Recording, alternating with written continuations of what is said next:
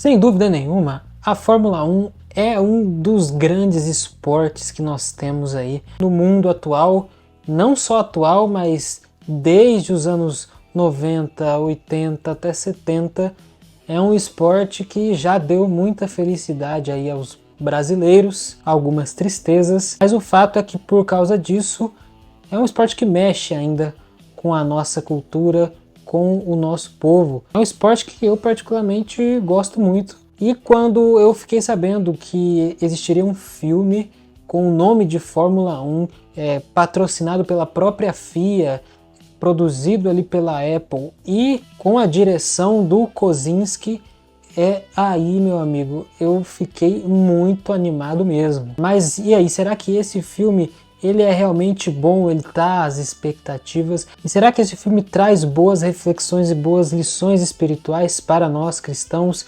e para você também que não é cristão? Bom, é isso que a gente vai falar aqui hoje. Senta aí e bora para mais um vídeo. Meu nome é Gustavo e esse aqui é o Fé Geek.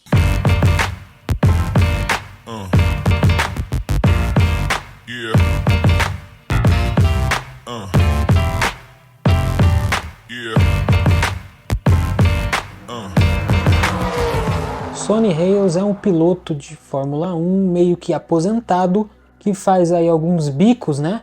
Corre em corridas clandestinas para ganhar aí o seu dinheiro, porque ele se aposentou da Fórmula 1 devido aí a um trauma muito grande que ele sofreu nas pistas. Mas agora um amigo e também ex-piloto o chama para fazer parte de uma equipe, de uma companhia da Fórmula 1 que está aí caindo aos pedaços, na verdade está prestes a ser vendida caso não pontue no campeonato. E a missão desse Sonny Hayes, que já beira aí os seus 50 e poucos anos, é fazer essa equipe pontuar para que ela não seja vendida, não vá à falência. Será que ele vai conseguir? Com um piloto novo, mas não tão lapidado?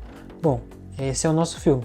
Esse filme é dirigido pelo Joseph Kosinski. Eu particularmente sou muito fã do Joseph Kosinski porque ele dirigiu um filme que eu particularmente gosto muito, que é Tron, o Legado, e também um outro sci-fi que eu gosto, não é tão querido assim pelo público, que chama Oblivion, mas eu gosto.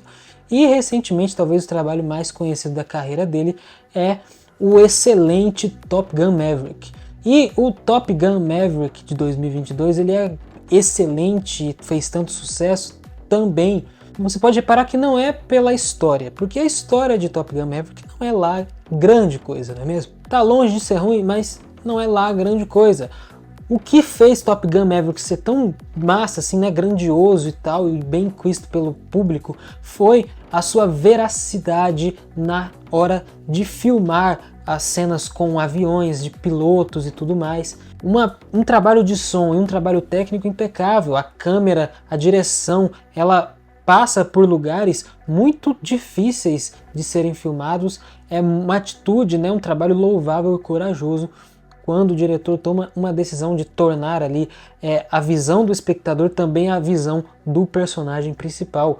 E é exatamente isso que ele também faz aqui em F1, trazendo a gente para dentro do banco ali do carro de Fórmula 1. A gente se transforma em um piloto de Fórmula 1. Desde as primeiras cenas a gente já entra de cabeça nesse universo, naquela imersão total. As cenas, elas são excelentes, parece que fica dentro do capacete, atrás do carro. Eu não sei como é que foi feito aquilo lá. Eu sei que, gente, é absurdo.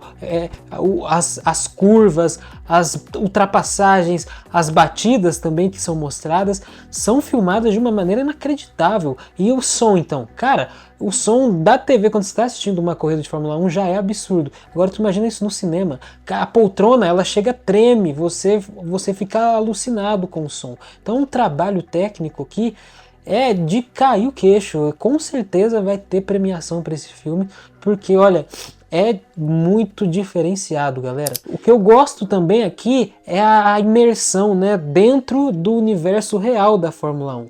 Lógico que é uma ficção, né, mas tá dentro do universo da Fórmula 1. Inclusive os pilotos que são, né, a companhia aqui, ela não existe na vida real, mas as outras existem. Então tá lá os pilotos reais, né? Então tem lá, você vê lá o Leclerc, você vê o Verstappen, o Hamilton, o Sainz, né? Esse filme foi filmado aí na temporada 22, 23 ali 23, acho, da Fórmula 1. E, cara, eles aproveitam aí as cenas dos cockpits, dos pitstops, dos grandes prêmios, né? É filmado no México, é filmado em Abu Dhabi, em Mônaco, em Silverstone. Então isso é muito interessante também, né? Porque você tem aquela imersão. Aí, curioso que eu tava até saindo do cinema e aí um cidadão saiu lá e falou: Isso não tem nada a ver com Fórmula 1. Onde já se viu acontecer uma coisa dessa? cara, chato, hein? Chato você, né? Gente, é lógico que é um filme, é uma ficção. Não é tudo que vai ser real. A história não é real, a história é uma ficção. Então é óbvio que coisas podem ser acrescentadas, né? E sim, tem coisas ali que, tipo, se o cara faz, não quero dar spoiler aqui, mas ele é banido para sempre da Fórmula 1, né? E não é o caso que acontece no filme. Mas isso não é um problema do filme, é uma escolha, né? Não tem problema nenhum em você adaptar esse universo para se adaptar também dentro da história que você quer contar. O protagonista aqui, muito bem, né? Muito carismático, o nosso Brad Pitt, que tá muito bem, tá excelente.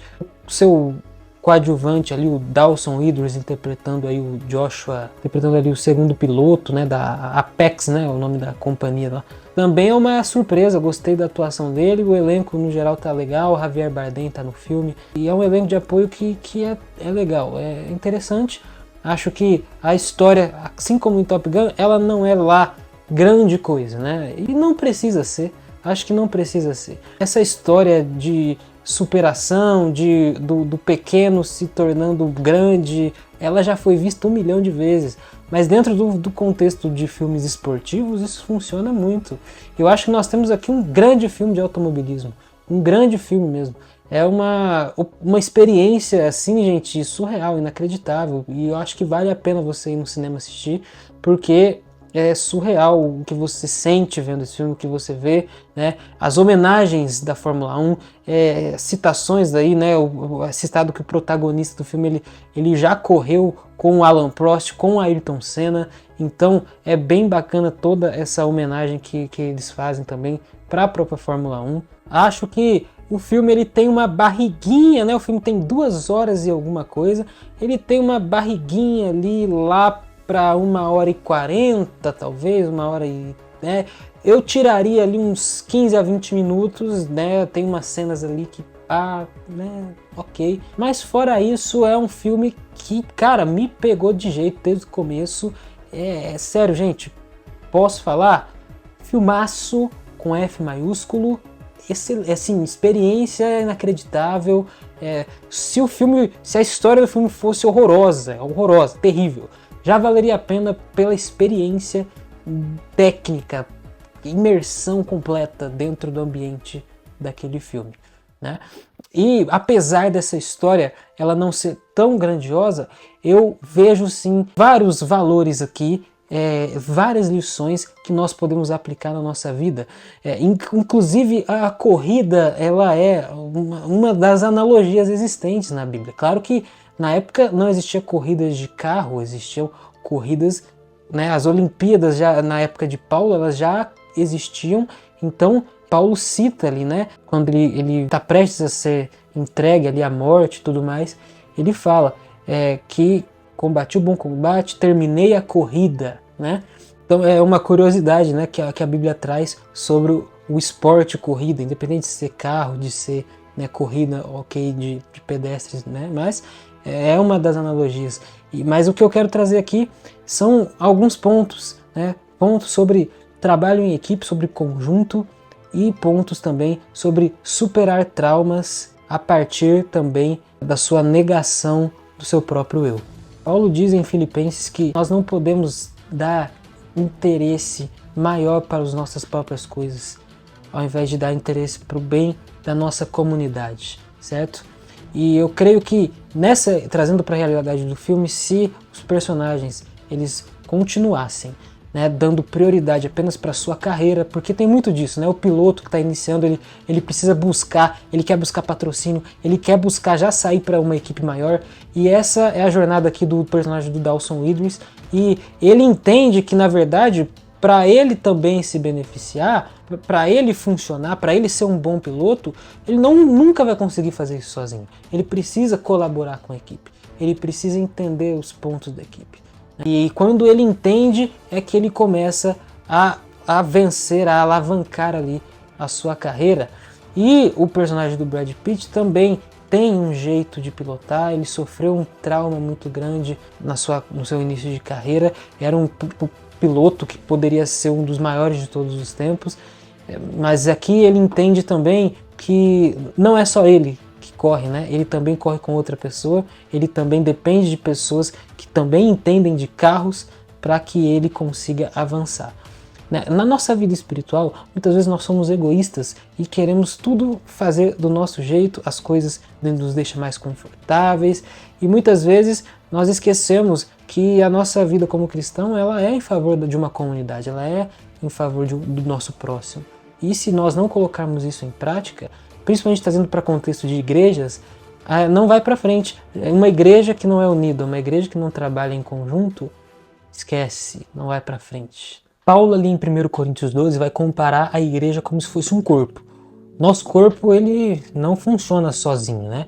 O cérebro, se não tivesse outros membros para ele mandar as funções, os comandos, não serviria de nada, né? E assim como a minha mão aqui, se não tivesse os dedos, não serviria do quê? De nada. Então o corpo, ele trabalha em conjunto, e Paulo diz que assim como esse corpo trabalha em conjunto, assim é a igreja de Cristo trabalhando em prol de um só corpo, que é o quê?